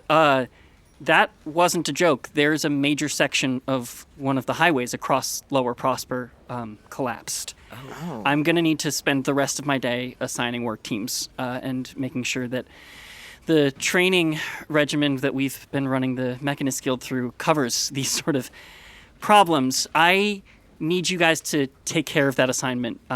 Grab any numbers you need from the bullpen. They know you're working on this. Hurry, please." Oh. And then she sits okay. back down at the desk and immediately starts making like frantic phone calls. I'm also gonna text my parents who are in the Mechanist Guild. Is that correct? Something like quick text like, "Highway collapse. You good?" Great text. I think your dad, Paul, answers you back and goes, "We just heard we're packing up our gear and headed to the site." Be safe. Heart emoji. Are there emojis on? No. Yeah, heart, absolutely. Heart emoticon. Less than 3. 100%. The only way. Yeah, only ASCII characters in this texting. Cool. So you guys head out into the bullpen, gather up statistics and lists of names and different spreadsheets that you'll need to sort of parse through to get this information. Do you guys have a place you work other than Boggins, or? I mean, we could go to the Commons, but I kind of want to go to Boggins, We could just go there. Or I was going to go there to study anyway. right? It's so bright and fun, and it's perfect. We'll just go do that there. The background noise it does something to me. Yeah. And look, if we end up getting stuck, we can ask for covert help from our friends. I mean, I guess that is part of the recruitment process. Okay, yeah. Let's just take some of these things. Do we have computers in this world? I'm like a Lenovo ThinkPad Ibra situation. had a tablet. Yeah, good question.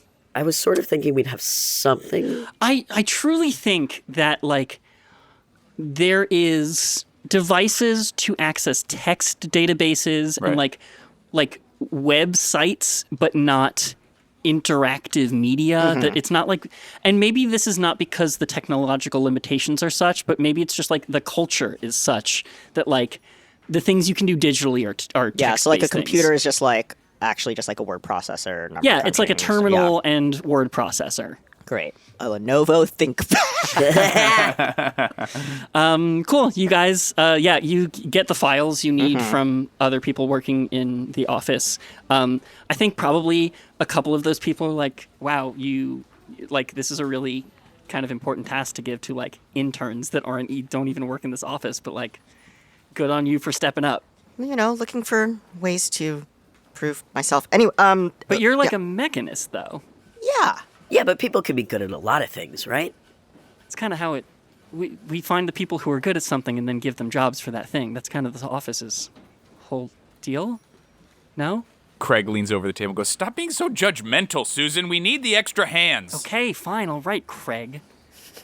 Where are the reports from last week? I don't know. Where are they? That's what I thought. Oh, God. Okay. Anyway, should files just go. are done. Here you go. Thank you so much. Appreciate the time and your cooperation.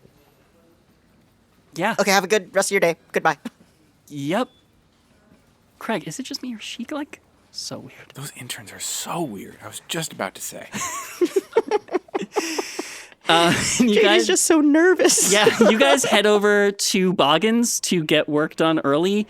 Fran, did you leave at some point to come back, or are you just because I'm pretty sure Gordon is lost in the sauce over Yeah. in the arcade section. I meant to leave, and then I think I posted up in one of the empty booths because it's not that busy yet, and I started like drawing out schematics for how I would fix the wonky eye of the bee. I just can't stop thinking about it. I think Cecilia's probably sitting at the booth across from you, just kind of like casually munching on probably not bread, but probably like some other thing they make here at Some Boggins. cheesy sticks or something. Oh yeah, she definitely got like a basket of cheesy fries. Yes, cheesy fries. And is just kind of like eating them and watching you work, and it's like, the way your mind works, it's honestly, it's wild.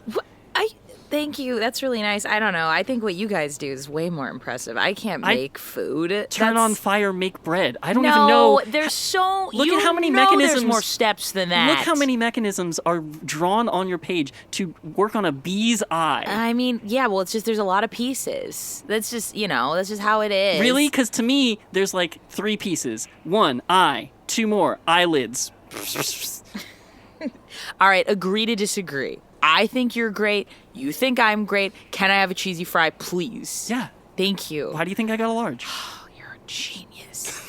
I love from this the- aggressive friendship. Agreed. Also, from the food perspective of this podcast, is this like mozzarella cheesy fries, cheese cheesy fries, Poutine! No, poutine it's- fries, Parmesan fries? It's Boggins Bistro. It's absolutely American cheese. Yeah. Melted on the American top of fries. a batch of What was I fries. thinking? How would you innovate on these fries, Cecilia? How would I innovate? Yeah, like what would you do to make these better? Well, like I would process the potatoes differently. Okay. There's like I'm like starting to write this stuff down. so many other cheeses you can. I'm pretty sure this cheese is like half plastic. It is so good though. I cannot stop eating It them. is addictively good. But like I can feel it in my arteries, and Yeah. that's probably not good. That's not good. What's like, because I don't know, it just, why do we settle for what's there, right? Like you wouldn't settle for like mediocre bread. You would keep making bread until it's like the best bread you can possibly make, right? Yep, definitely. Gordon, do you want to come over and sit with us? I score. What's that, get? Oh my God. How? I don't know. I don't know. I'm all fired up about this today. It's just like, why do we just look around and go, yeah, this is good enough? It's not. It's just not objectively. It could be so much better. I mean, I feel you. Sometimes we get so busy that all we can do is maintain, I guess. Yeah, okay. It doesn't feel good. No, it doesn't. Like, It doesn't feel good. I agree. how do we, I don't know. How do you, because you're like a leader. You're like making moves, doing deals. Like, how do you get there? Cecilia kind of sighs, looks over at Gordon, and is like, you get to the top and then you teach other people how to do it for the people around them, and you give them space to grow. And that's why I'm going up to the Constellation next week. I got to bring some issues up to the higher ups, and I'm really the one who does that these days. Is that scary? Yeah. Yes. Yeah. You just never struck me as someone who's scared of anything. I'm scared. I'm scared all the time. Really? Yes. And part of my job is being scared so that everyone else doesn't have to be. I just like give Cecilia a little side hug in the booth. Thanks. In the distance, you hear like the and I say, "Oh my gosh, the highest score ever! I don't have a care in the world." Amazing. Ibra and JJ, you walk in. How did we get here? Because you were my on your e-bike. motor. Oh, okay. I could have just taken the bus. Yeah, but wasn't that fun? Yes. How soaked in sweat are you? It's pretty sweaty. It's so much faster than my actual bike. Yeah, the 0 to 60 speeds on these Astra e-bikes. Because it's truly just like magical power from the crystal converted to electricity, and like there's no in between steps, so the motors on those things can kick in. I think I noticed that you guys have arrived, and I think that I'm aware where you guys like to sit, so I like flag you over to our little section because that's kind of I the wave. zone. I wave. Hello. Hey, And Hi, good afternoon. I like turn to Cecilia. I'm like, she always looks like she's in pain you don't have to when be she's formal with talking. them. I know, it's hard to switch. It was so fast. I normally use the bus ride Have to a soda. decompress. Chill out. Gordon also sits in the booth. Ooh, cheese fries. Yeah. Have a cheese fry. You seem stressed, more stressed than usual. Yeah, okay. Oh, hi, Cecilia. You're also here. Hey, Great. yeah. Everyone's here. Well, everyone and Cecilia. Hello. How are Am you? I not part of? No, Do you you're- need me to leave? No. No. Okay, can I wasn't going to. Yeah, okay. Can I Cecilia, we're working on I have 3 survey questions to ask you. Fire away. Boy. 1. Do you consider yourself someone that thinks on their feet? Yeah. Great. 2. Do you consider yourself someone that can adapt to any situation? I would really love to hope so. Great. And finally, do you consider yourself brave and courageous in the face of danger and or the unknown? Unfortunately, yes. Wonderful. Add Cecilia's name to the list. Already done. Are you guys doing? Nothing. You guys are being so weird right now. Usually- Yeah. You guys know I already have a job that I really like most days, right? We are maybe looking for tutors? Yes. Okay. Someone who can teach those 3 things. I make bread. Yeah, she makes bread. Yeah, but you're really good at it. Really good at it. That I know. And you're good at business stuff. Yeah. And talking to people.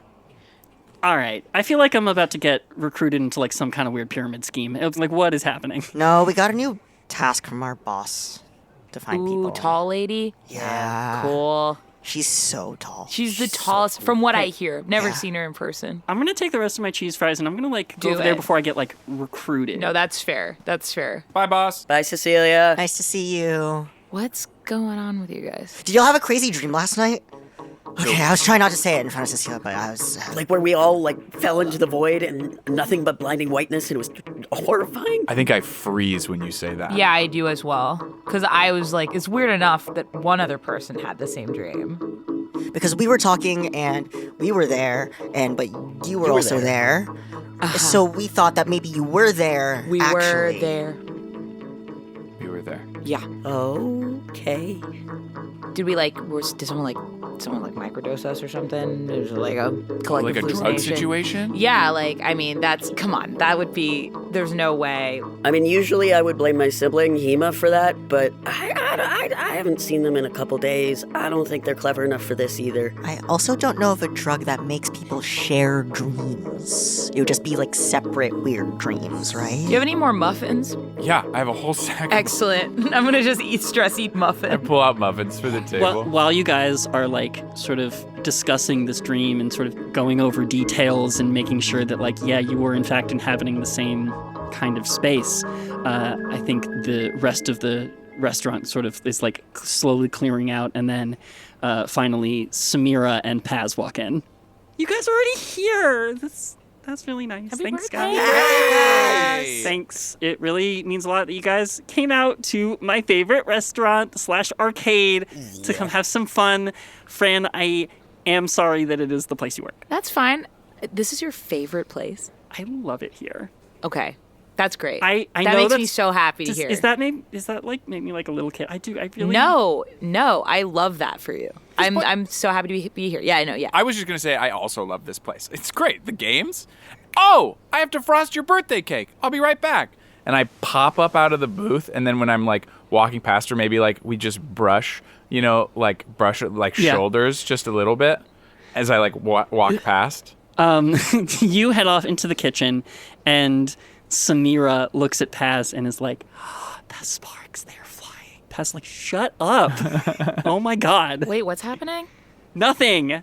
No. Oh, And no. and Samira's like, Paz and Gordon. Just Gordon? imagine it. Paz and Gordon. It would be so cute. Yeah, if Gordon was able to, I don't know, pay attention to details ever. A bunch of pans clatter from the kitchen. I'm okay. Like that. Why does he need pans for frosting? Well, he knocked into them. Oh. They're on the way there. If you do want to make something happen, you're going to have to really spell it out for the guy. Okay. You okay? Yeah, and she Do you need your inhaler? Yeah, she reaches back into her bag. She's like already taking it out, and she pops her inhaler. Okay. It's my birthday. The night is young. Yeah. To start your birthday off on the right note, I fished through my jacket. Yeah. I got you a little Buggins bobblehead. Oh my god. It's the little bee and it bubbles. Isn't it cute? Do you? Yeah. Do you? Isn't it great? I love it. I It's knew so you would. cute. Oh my god, look, it's got the little twitchy eye just like the real one. Not for long, you porcelain monster. Oh my god. I'm sorry, I knew you were going to respond, but that was not what I thought you were saying. That was delicious. Well, I'm going to start serving you guys. So I take off the jacket layer and then I have my little apron. But of course, you have to wrap around on the back the stinger. Yeah. And you put on the antenna. And then I'm like, buzz, what's the buzz with you guys tonight? How can I make your evening sweeter? Oh, Fran, are we going all out? I mean, I don't know. I thought she wants the experience. All right, I'll be right back. And I go to the back room. Is it kind of weird? I do want the experience. It's your birthday, girl. I'm on it. I go back in, I put on the Boggins bee costume, Sick. and I come back out for the full experience. Here we go. Paz just looks at you and goes, "You were a guest at this party. It never gets old seeing you and the bee." It is so funny. You're welcome. Then we do a little shimmy bee dance. It's a little Oh, shimmy you have to do the Happy- birthday Happy dance. B-Day from all of us to you. We wish it was our Happy B-Day so we can party too. Hey! Happy bee day? That's genius. That's such a funny joke. That's why you hired me. And part of the Yes. dance is at the bzz, at the end we turn around and shake our stingers. Little Yeah. singers. Yeah. And then there's a happy B-Day button. So here's a little happy B-Day button and I write your little name on it in Sharpie.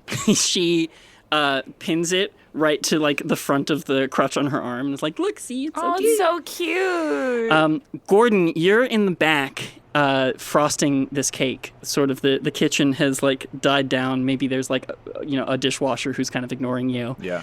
You're in the middle of frosting your cinnamon roll cake. Do we do candles here? What do we? Sparklers. Yeah, Yeah, those sparkler sparklers. candles. Yeah, and a little one of those candles that when you light it, it opens up, so it's like a little beehive. Oh, That or- when you light it, it opens as a little bee. right. Beeswax candles. Bee themes. Beeswax candle. Anyway, so you're just getting them in place, and you light up the sparklers to bring it outside, and the lights in the kitchen flicker. Huh. And they just go out for a second. I mean, you're already done, so you're not dropping anything. But Yeah, I don't think anything of it. I'm like, oh, weird. And then I go back to whistling while I work. yeah, sure. You bring the cake out, or the cinnamon roll. Yeah, the super cinnamon roll cake. Hey, I got your cake, everybody. I missed the song. I love that song. Happy B-Day from all of us to you. We wish it was a B-Day so we could party too. You set it down, and the beeswax candles illuminate Paz's smile. And she closes her eyes, and she makes a wish, and she blows out the candles, and all of the lights in Boggins go out completely. Oh, neat trick, Fran. No, that's not a trick. Oh, That was really cool. You didn't... I mean, the fuse box is fritzy, but not like that. And the darkness of this moment reminds me of the darkness of our dream. Oh my god. Yeah. And I don't panic, but I immediately drop into a cold sweat. Yeah. Light cantrip. Ooh. Let's get into it. So you light cantrip? Mm-hmm. I think because we're all at the table, I think it's just the moment Oh, the I light table. up the table. Yeah, Nice. cool. You light up the table and illuminate the four of you uplit. Samira and Cecilia are sort of drifting in the background, but it's the four of you and Paz at this table. And the lighting from the uplit table reminds you of how you guys looked in the dream when you were lit from below of those glowing crystal structures that puts you right back into that dream. I start sweating too. Paz looks around to you guys and guys, it's just a power outage. Are you okay? And that's when lights start flashing and flickering across the screens, and wisps of ghostly white light start drawing into each other and swirling around and gathering and forming at the top of a structure, which then illuminates with a blue glowing vascular system. Do ghosts have vascular systems? They do now. Tendrils of something are strung throughout a vaguely humanoid, wispy appearance that floats 5 feet above the floor, sort of occupying like above head space. This thing forms up and contorts and twists in uncanny ways, fast and staccato, and it turns its center of light towards you all and screams again.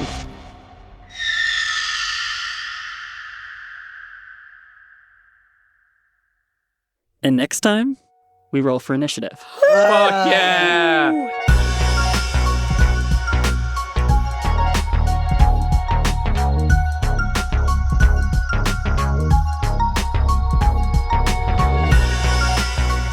The Wandering Path was created by me, Misha Stanton, and produced by Bex Taylor Klaus, Lynn Raffil, and me. This story was game mastered and sound designed by me, Misha Stanton, and was played and performed by Bex Taylor Klaus, Lynn Raffil, Ian McEwen, and Mayana Barron. Cover art by Lynn Raffil, and music courtesy of the Independent Music Licensing Collective. Our production and house manager is Erin Bark.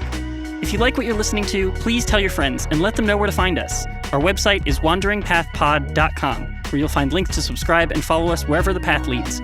We're also on Patreon, patreon.com/wanderingpathpod. We're so grateful for anything you can do to help us keep making this show. Thanks for wandering with us. Till next time.